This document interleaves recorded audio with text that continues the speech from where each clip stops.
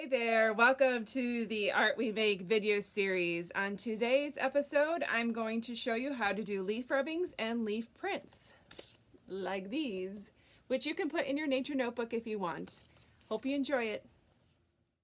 Okay, for the leaf rubbing, you need a thin sheet of paper, a leaf, and a nice soft colored pencil, which you will turn on its side to use the broadest part of the lead and rub it over your leaf to show where the leaf is. If you're with kids, you can talk about this as hide and seek, and that you're hiding the leaf under the paper, and then the pencil is detecting it, is finding it, and it's really a fun thing to do.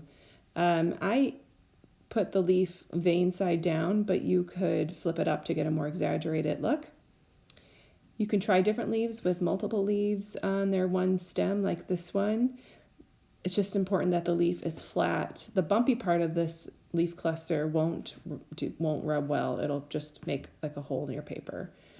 And whenever there's too much of a gap, it won't work well. And here I grabbed another color pencil to add a different texture. For the leaf rubbing, you can use a brayer to roll out some paint or ink. This is acrylic paint.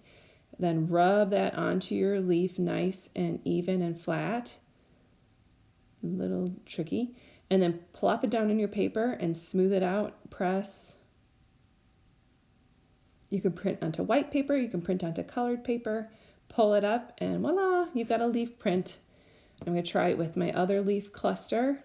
Same thing, rolling it on.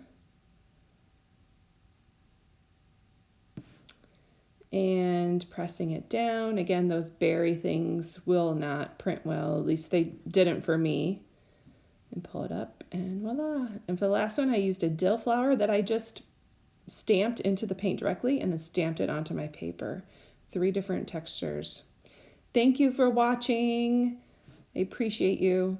Please like and subscribe and follow me on Instagram at AnnaLentz_art and at AnnaLentzArt.com. Thank you so much. Have a good day.